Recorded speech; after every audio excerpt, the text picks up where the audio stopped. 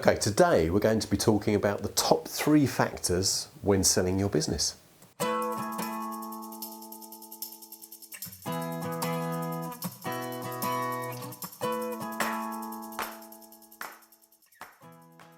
As you can see, I'm already prepared. The top 3 factors when selling your business. Now, these are not necessarily the things that would perhaps come first to mind, especially if you haven't sold a business before. Even if you have sold a business before, they may not have been considerations that were a part of your process. And I'll explain to you the importance of them. These are things that need to be considered way in advance of when you actually enter into that process of being proactive, of engaging with buyers, because quite often there's work to be done at a much earlier stage in the process. So, number 1, I've put down positioning. Now, what I mean by that is that quite often organisations have an unclear positioning when it comes to who they are, what sector they operate, where they sit within the market. And this can cause a lot of confusion. Confusion will, in the eyes of the buyer, decrease their interest in the business. It will make that process a lot harder. Let me give you a few examples of how that happens. Quite often when we're working with buyers, we'll bring them in for those first early, more informal meetings. But before that happens, one of the first things that they're going to be looking to do, once an NDA is in place and the name of that company has been disclosed, so there's a lot of qualification that goes on before that, but once we get to that stage where that meeting is being arranged, we're looking to set up dates, we're looking to see who's going to be involved in those meetings, and they have the name, the first thing that they're going to be doing is looking on your website. They will be looking on LinkedIn, for instance. They'll be looking perhaps at some of the profiles of how it's been described by some of your senior management. They may also be able to get access to some of your literature, some printed literature. And then when you have those first meetings, there tends to be sort of an overview presentation on both sides because there's an exchange of information, a getting to know each other stage. And quite often what we see is that the positioning can be somewhat confused. That sometimes happens on the case of the buyers, but very, very important on the part of the seller. They really need to make sure that that positioning is crystal clear, and most of all, it is consistent. If it isn't, that will start to cause a bit of confusion. That will be seen as a bit of a mixed message. And what we can often see, it can lessen the appetite by the buyers for wanting to go any further. Obviously, if your positioning isn't really crystal clear, I know this may sound an obvious thing, but I must admit that probably the majority of the businesses that we engage with, for the purposes of M&A, their positioning isn't as strong as it needs to be. It isn't as clear. And that quite often can be that you're very, very close to your own business. You've got a lot of knowledge, you've been doing it for a long time.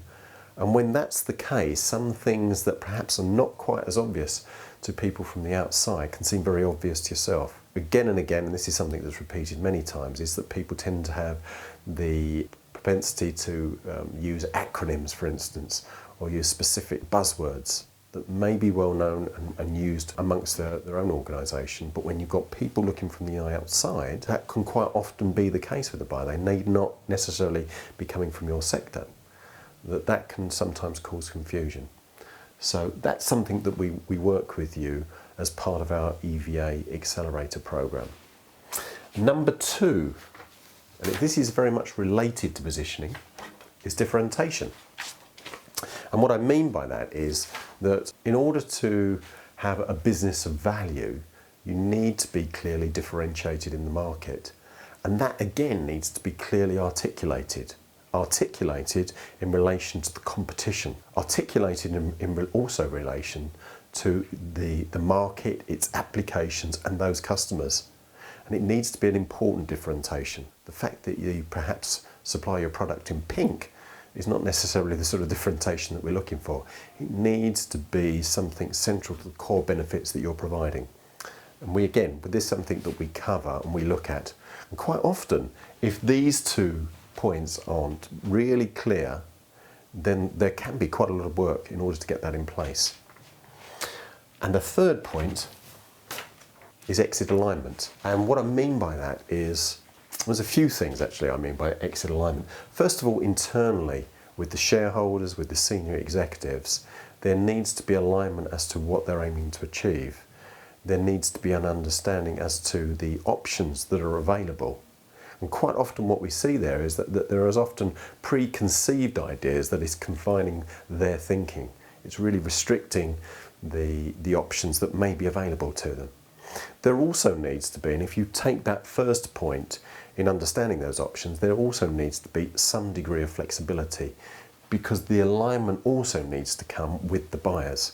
Quite often buyers will have a preferred way of buying, and that may be in the deal structure, how perhaps senior executives who are looking to exit the business, how that's best achieved. And it's not always as you would believe.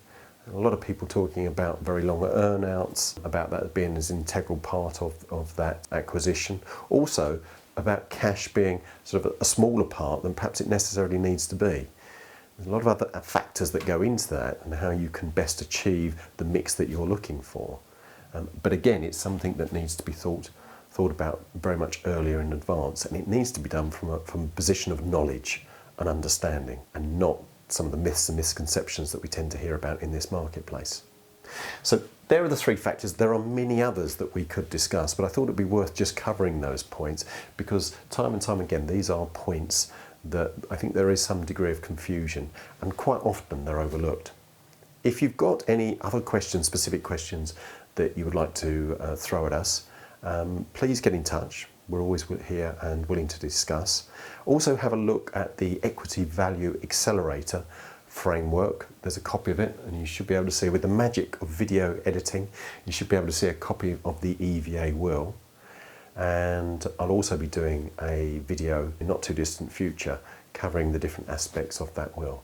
So thanks very much for listening, and I hope to be speaking to you soon. Thank you very much.